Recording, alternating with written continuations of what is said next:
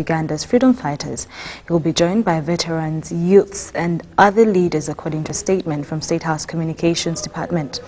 According to the program, the president will begin walking from St. Edward's Garamba Senior Secondary School at 7:30 a.m. Now, trekkers are expected to have a composite arrive at Bukatire in Nakaseke district, where Museveni will narrate his liberation story. Thereafter, they will continue to Mitiana, Chiboga, Kasanda, Mubende, Kakumiro, and then Chibali, the 8 districts which represent the campsites and routes that the National Resistance Army fighters used during the liberation struggle. The trek organizes during breaks at the various campsites. The president and other veterans will address the trekkers about Uganda's liberation journey, as well as narrating what each role various organizations played. Now, Aguta has more on this very story, since you see that it's actually a live event that is going on. And they're still in Wakiso, still walking with the president of Uganda, President Yoweri Museveni.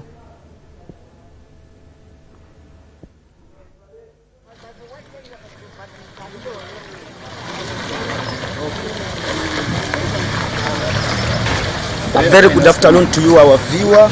Of course, we are still here in Wakiso district, where the trek of Africa Way to is taking place. Now, this trek is in remembrance of those who lost their lives, not only those who lost their lives, but those who participated in the struggle of 1980s, of course, led by President Yoweri Museveni in early 1980s. As you see, he has just passed, and he has been escorted. He's being escorted by over 1,000 people, and this trek started this morning in a place which is also historical in this struggle, called the Garamba, which is still in Wakiso district. So far, we have just bypassed a trading center called the Kabale, and this is not Kabale of Western Uganda. This is a Kabale here. It's just a village in Wakiso district, and we have so far moved about 9 kilometers so far. And of course, the trek started about at 9:30 in the morning, and till now it is we have moved about 9 kilometers. And in my experience of as journalists, this is one of the most challenging but also very interesting coverages I've so far made. This is very challenging because this life here is not like life in Kampala or in urban areas or in our homes, where you, like in Kampala, every short distance, even half a kilometer, where people are picking a taxi for 500 and go to their destination. But here I've so far moved without doing any exercise before for 9 kilometers. And it is of course very interesting because of also getting experience, because this trek has been organized according to the organizers. It is just to make people to feel how it was for them then rebels who were in the struggle, how they moved in different areas before they made it to take over power. And I'm here with one of my colleagues who is also in this coverage, Ivan Kahwa. Ivan Kahwa, tell me about your experience of covering such an event. Do you think this is one of the events where you have moved on your own for over 9 kilometers so far? Yes, I've moved for quite a long distance, and this time around, this is quite a good experience. You know, going in a place where the NRA government had a very key point that led to their going into power. It's quite a good experience. However, you know, as a journalist, we had a lot of gadgets, so actually I had to pass board. I had to sit in a coaster. It took me to a certain distance because I had gadgets, but from there then I really had to move. Until now, I decided to say let me move for the next kilometers. Just like you've said, we have so far moved about 9 kilometers. We still have a distance, and they have estimated that by 4 we would have reached where we had to. Today, of course, we are moving for about 30 kilometers. Actually, the real participants, you can see they are here, but as a journalist, you cannot also cover them when you are isolated. We have to be part of this movement. Definitely, if you are not strong-hearted, for sure, you can easily give up. But the most interesting is you have been moving and talking to people as a journalist. What are people thinking about the president moving on foot like this? Something which people think such a high class person cannot do. What are people saying? Apparently, some of those that I've talked to, they have informed me that for them, they feel at ease moving with the president. You know, many people always complain that the president he has too old, exactly, that he can't move, and apparently they had proposed that the president should move for at least 15 kilometers and insisted that I will have to move 25 kilometers. And this is challenging. And from where we've been moving, you've seen the people have been falling down. You've seen the people have been asking for help. You mean where you have been, people have already collapsed, exactly, and been taken back for treatment? Exactly. And these are the youth. But the president has just bypassed here, and the man is okay. So I believe this is quite a good thing. And even moving with the president, it is such an opportunity for some people who have never actually moved with the president. This was an opportunity, and to me, this is what they explain so much. For us here who are in Wakiso district now, today, this trek, the 30-kilometer trek of only today, is going to leave us in Nakaseke. That's where people are going to sleep today. And tomorrow, again, another trek will start for about also 25 kilometers, which will, of course, take us through to the last destination of 195 kilometers. So for us here, we shall keep you updated on every event taking place here. Back to you, Sharon, in the studios. Thank you so much, Guta and Ivan. Well, you're doing a great job. I mean, moving for over 9 kilometers with equipment and all that. Thank you so much. You're setting a great example. And the president being able to actually move for all this time while people are fainted and youths going around. This is really one of those treks that is memorable and one that stands out for him. Thank you so much. We love the experience and all that you've told us. Moving on into more stories, Parliament has voted 9 recently appointed cabinet and state ministers, with some expressing readiness to serve. Igara West County Member of Parliament Raphael Majesi denies claims of his ministerial appointment being a reward for spearheading the presidential age limit amendment. Now, the vetting exercise was conducted by the Appointments Committee of Parliament, led by the Speaker Rebecca Kadaga. Details follow. Of these 9 recently appointed ministers, 2 are senior, while the rest are state ministers. As a constitutional obligation, these were required to go through intellectual circumcision. I've presented myself, talked about myself, so I cannot say anything more. I cannot say anything more because we shall wait for their communication. The vetting exercise saw some of them express commitment and energy towards ensuring effective service delivery. I also told them that we also need to involve our communities, the health, the village health committees, which can also help us to, register all the pregnant mothers at village level, so that we can now fast track the mother, so that that mother can be advised to go to the health center. But the village health committees are somehow dormant, and that is going to be my first assignment. Role conflict within federations, role conflict and sibling rivalry within office bearers must come to an end. As a minister, I am in charge of policy, not conflicts. All these games have roles and responsibilities that are written. Stick to your role, let me stick to mine, and we deliver Ugandan sports. Beatrice Anyuar, also known as Mama Mabira, has no regrets for quitting opposition to serve Ugandans in her new assignment. We must have Uganda at heart. Whether you are in opposition, you are also in the government. Everything must rotate about Uganda for whatever action we undertake. And we must respect each other. So let them do their part. I have no problem with them.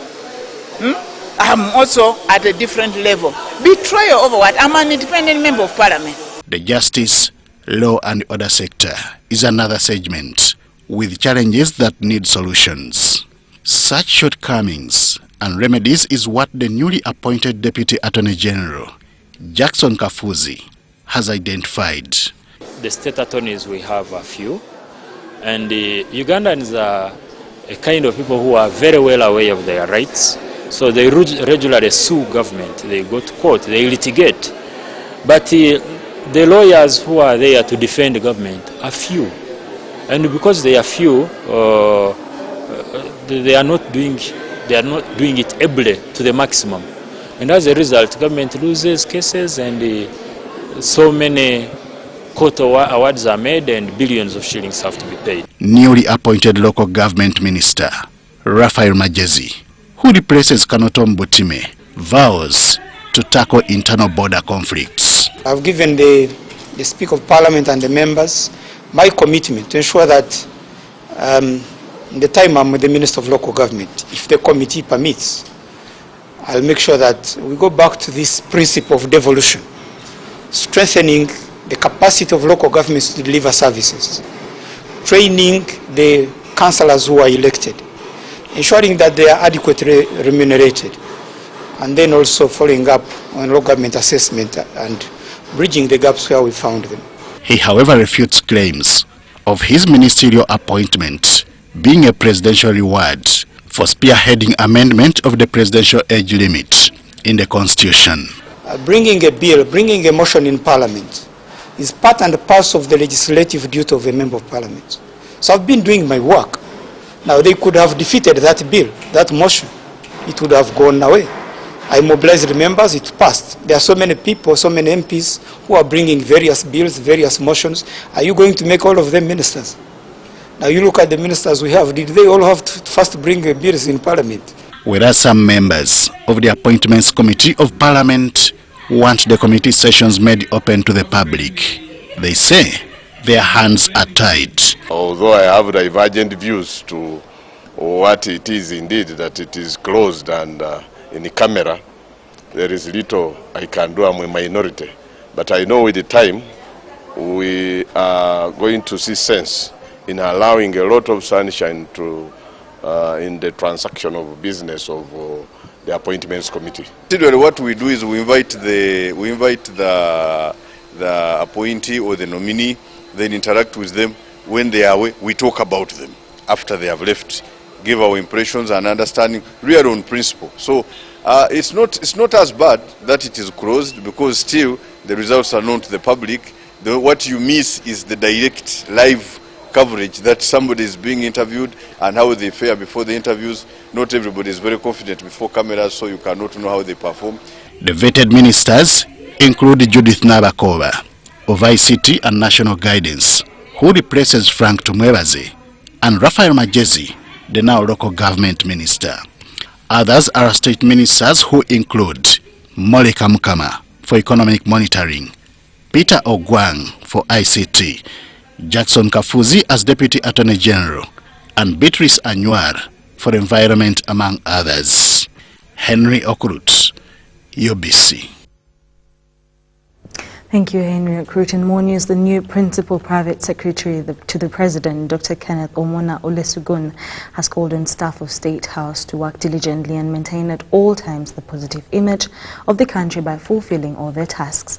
Dr. Omona was speaking during the handover ceremony of the office of the PPS from the outgoing PPS Moleka Mukama, who has been appointed Minister of State for Economic Monitoring.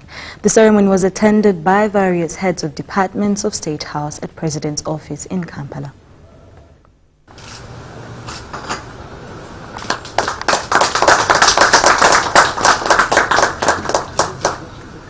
glad that I am handing over to Dr. Mona, because he and Dr. Mona know each other from the yellow part of what we do. We are all cadres, and we became cadres, and we were recruited from the same university. So it's been a journey, and I'm more than glad that such a cadre is replacing me to support the president. I also want to first thank the members of staff, especially the heads of departments and units, for the job well done when I've been your PPS. And because you've made me shine, that's how I've been promoted to be a minister now. So the credit goes back to you. I wish in the most important way to thank the president, who is not here with us, as you know. He picked me from the level he picked me 5 years ago. So I've been around him for 5 years now, and we've had a very good working relationship. and I'm sure will continue. As his minister, I'll continue to support him as much as I can to make our country a better place for our children, our grandchildren, our great-grandchildren. So in particular, I want to thank the heads of departments as well, once again, for supporting me. And of course, I want to call upon you, Dr. Mona, to work with your heads of departments. And I really want to thank His Excellency the President for giving me the opportunity to serve with him, and to serve the nation. And together with all of you, it's a great opportunity for me and you to get into assignments of this office. I want to give you the assurance that I have come to work with all of you, either individually or as a department, or in the bigger sense as an institution of the State House, and all the related offices that are associated with us. I've come to work with you in both your strength and weakness. And I also want to accept me also to work with you in both my strength and weakness. Where there's any strength, let's all consolidate and build on that for the achievement of all of us. And where there's a weakness, let's help each other to build strength, leveraging on the strength of others also.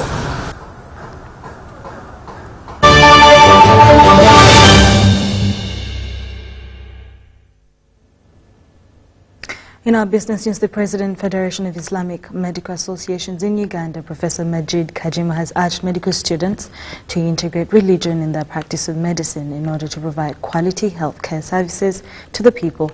Now, Professor Kajima, who is also the President of Islamic Medical Association in Uganda, explained that a good health professional should be spiritually empowered and should follow God's guidance and principles when handling patients. International Islamic students from 15 countries are in the country to attend the 18th Federation of Islamic Medical Association at the Islamic University in Uganda, Kaboja campus. Speaking during the 18th Federation of Islamic Medical Associations, the President of Federation of Islamic Conference of Uganda, Professor Majid Kajimu, urged students to serve Allah by providing quality healthcare services. These are the medical students who are going to enter the job market and serve our people in the health sector. And we train them to be able to enter service. But the main thing that we train them in is having the Islamic spirit in service. Islamic spirit is God's spirit. God's spirit in serving, such that they serve using that spirit. This spirit is the one which is tireless. People can work. Once you have God's spirit in you, you are tireless, you can work, do many things patiently, and you persevere to ensure that you improve. The in-charge academic affairs at Islamic University in Uganda, Ismail Simbwa Jagenda, said the camp will enable students to become efficient and more practical. We have just graduated our first medical students from Habib Medical School. So this comes at the right time when we are really trying to expand in the health sciences area. And so this international camp is a testament of our success as a university. And we also, it's an opportunity for us to host students from different countries. The participants are expected to share knowledge, build brotherhood and encourage each other as the Holy Quran teaches. Dr. Atala Al-Rufail, one of the delegates from Saudi Arabia, is optimistic that the medical students will share experience in the medical profession. This is the place and the occasion where they learn things that are not taught in medical colleges. So particularly in relation to Islamic understandings, Islamic principles, Islamic ethics, so many things that are usually not covered fully in the regular medical colleges. The students who are currently camping at the Islamic University in Uganda, Kaboja, are optimistic that they will achieve the best out of this conference. We can get to know each other and strengthen our bonds and our ukhuwah as well. And to learn the other country's situation about the health I think it would be an interesting time.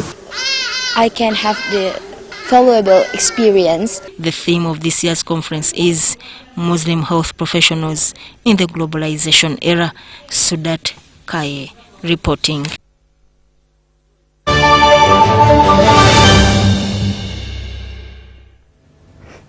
Australian Prime Minister Scott Morrison has announced 3,000 reserve troops that will be deployed to help tackle raging bushfires across the country. Now, Defence Minister Linda Reynolds said this is the first time this has happened in Australia's history. Temperatures have surpassed 40 degrees centigrade in parts of southeast Australia. Officials had warned that Saturday was set to be a dangerous day. Since September, fires in Australia have killed at least 23 people. Speaking at a press conference on Saturday, Mr. Morrison told reporters, "We have seen this disaster escalate to an entirely new level."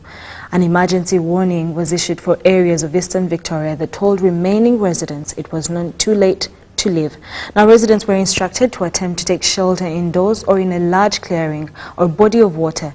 Dozens of people are missing and some 1,500 homes have already been lost in this fire.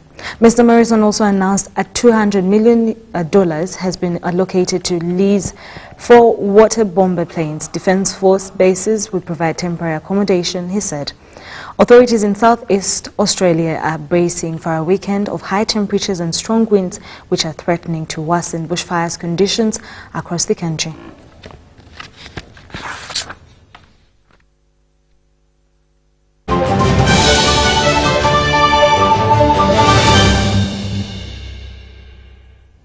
In our sports news, Uganda Darts Federation Nyar Open Tournament has been boosted and renamed Frederick Sentamo Cup. This cash-laden 2-day tournament will be hosted at Platinum Royal Hotel starting on the 18th of January. Uganda Darts Association's resolve to resuscitate the sport is high on the 2020 agenda. This has already been boosted by the family of the late Fred Sentamo, which has injected money into the annual Year Opener tournament and also renamed it Sentamo Cup. The 2-day tournament to be hosted at Platinum Royal Hotel Busega starts 18th January. So the stakes are high. I believe even the players have already got wind of this because it has been publicized internally in our forum. So we expect people to be training seriously so that they come and put up a very good competition. Then the boards, we have agreed with the sponsor that to encourage the teams to train more, we are going to look at giving back to them. So the boards will be given to teams, not individuals, because it's through the teams that the individuals come from. So the first 10 teams that will register more players, each will get a board.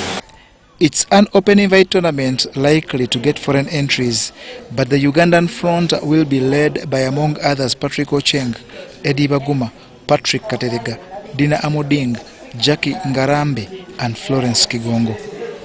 The highest score in darts is 180 with 3 darts. So whoever scores 180 most will get a set of darts. Whoever checks out with the highest balance will also get a set of darts. And whoever finishes the game with the least number of darts will equally get a set of darts.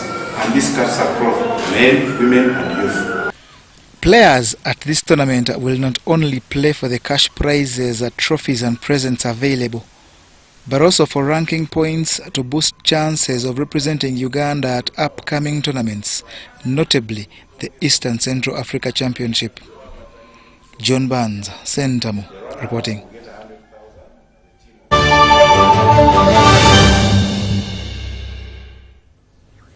That's all we had for you with the UBC News at UBC Lunchtime News. My name is Sharon Chomdisha. Thank you so much for watching.